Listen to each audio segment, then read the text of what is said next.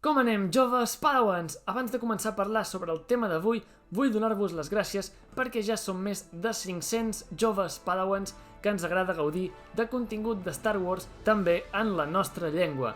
Així que simplement, moltes gràcies i ja ho celebrarem amb un directe especial. Però bé, avui vinc a parlar sobre la sèrie d'Andor i l'enrenou, podríem dir, que hi ha hagut al voltant d'en K2SO.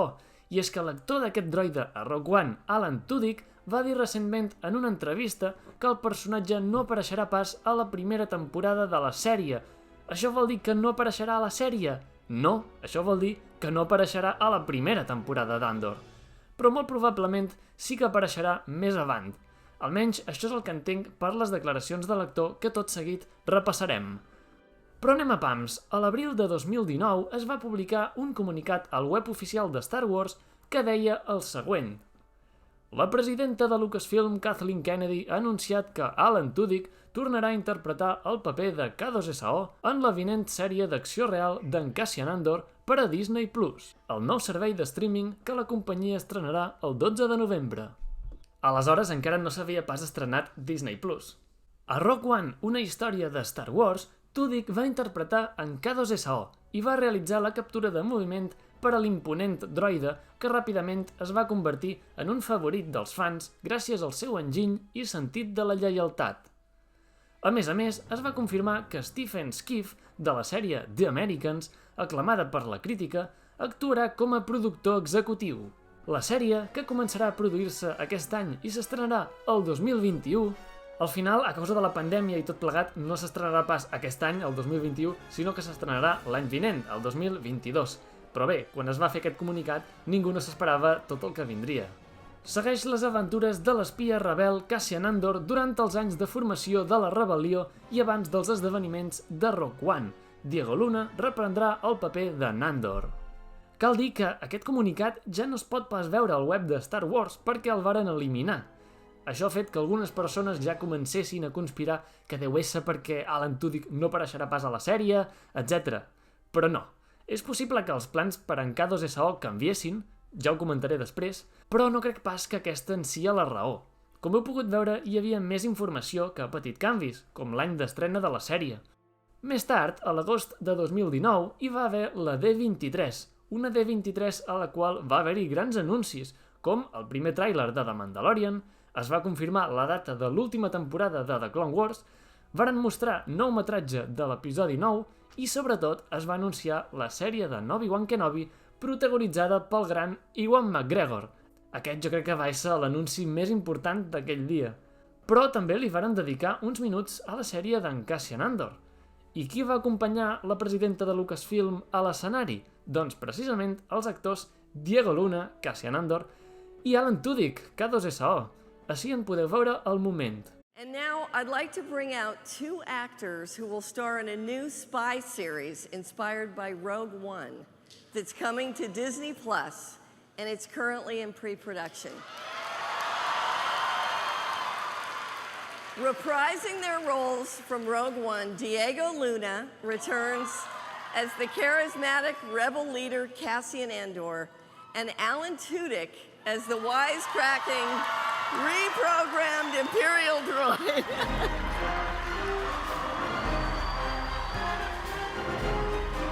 Hello! So many people. Wow. Do we have a title? Can we say a title? Not quite yet. No? Okay, that's good actually, because I have a suggestion for a title. Because right now it's being called... Yeah, it's Cassian Andor, the untitled story. Huh? Which is missing something. No, it's okay like that. I'm thinking K2 Fast, K2 Furious. I don't know, Alan. A Cassian Andor story. We've got you and me in there. No sé pas vosaltres, però veient açò, la impressió que em fa és que els protagonistes d'aquesta sèrie hagin d'ésser en Cassian Andor i en K2SO, gairebé amb el mateix percentatge d'importància. Per això deia abans que potser originalment sí que es tenia pensada una cosa així, però que amb el temps ha anat canviant. O potser no, potser és cosa meva, però se'm fa estrany que li donessin tanta importància a Alan Tudyk quan no apareixerà pas en tota la primera temporada. I si aquests canvis van existir, repetesc, són suposició meva, devien ésser en aquest moment. Perquè la següent vegada que es va tornar a parlar sobre la sèrie ja va ésser aquest passat mes de desembre de 2020 a la Investors Day de Disney, en la qual Lucasfilm ens va deixar tots bocabadats amb els anuncis de totes aquestes noves sèries i films. Però la cosa sorprenent sí, pel que fa a la sèrie d'Andor, va ésser aquesta. One of the most exciting and ambitious new series we have coming to Disney Plus in 2022 is Andor, a tense, nail-biting spy thriller in the Star Wars universe created by Tony Gilroy. Tony's incredible success with the Bourne Identity films distinguishes him as one of today's best creators of the modern spy genre. We couldn't be more thrilled to have him at the helm of this new series for Star Wars. Diego Luna will be back in the role of Rebel spy Cassian Andor from Rogue One, and he will be joined by a fantastic new cast that includes Stellan Skarsgård, Adria Arjona, Fiona Shaw, Denise Goff, Kyle Soller, and Genevieve O'Reilly as Mon Mothma. We just began production in London 2 weeks ago. Here's a special look at Andor. Doncs efectivament, no hi va haver pas menció d'Alan Tudyk, l'actor d'en K2SO, un fet que contrasta, tal com hem pogut veure amb les anteriors ocasions en què s'havia parlat de la sèrie. I llavors hem arribat a aquest mes de gener de 2021, en el qual Alan Tudyk, en una entrevista a Collider, ens ha aclarit una mica el tema. Això és el que va dir. L'estan filmant ara mateix, la primera temporada d'Andor, i no hi soc pas. Però si continua a l'aire, si es continuen d'explicar històries, hi acabaré essent. Amb un to més humorístic, també va fer aquestes declaracions. Haig de caminar damunt de xanques perquè el personatge fa 2,16 metres i jo no sóc pas un d'aquests paios que diuen que algú altre faci la captura de moviment i jo ja el doblaré després. Hauré de fer la captura de moviment i faré 50 anys al març, així que espero que ho facin aviat, perquè no em posaré pas sobre xanques de 6 a 5 anys, no ho faré pas.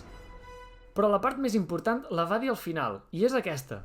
Hi seré a la sèrie, és solament que la història que Tony Gilroy explica no involucra pas en K2SO fins més tard. No puc pas ser més específic, però definitivament puc dir que a la primera temporada no hi seré pas. Per tant, jo estaria tranquil. Ara sabem que en K2SO no el veurem pas a la primera temporada, però sí que apareixerà a les següents temporades. Això és el que ens diu l'actor. De fet, d'aquesta manera ja podem confirmar que la sèrie d'Andor tindrà més d'una temporada, una cosa que ja mig sabíem, però que ara ens ho ha corroborat. Per exemple, la sèrie d'Obi-Wan Kenobi solament constarà d'una temporada de 6 episodis, mentre que la d'Andor sabem que en tindrà més d'una i que la primera temporada tindrà 12 episodis, fins i tot més que The Mandalorian, la qual en té 8 a totes dues temporades.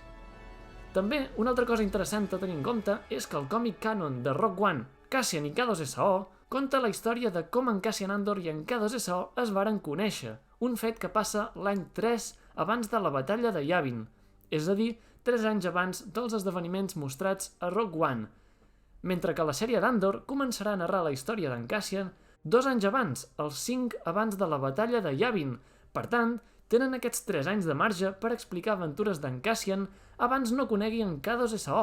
També caldrà veure si al moment en què es coneixen tots dos decideixen fer-lo igual que en el còmic o, contràriament, inventar-se una nova història o canviar-la una mica.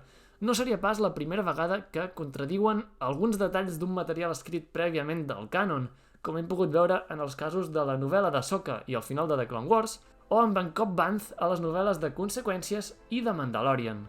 Però bé, vosaltres què en penseu? Creieu que Lucasfilm ha canviat una mica els plans que tenia inicialment amb en K2SO?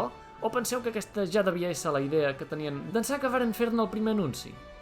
Deixeu-me'n la vostra opinió als comentaris.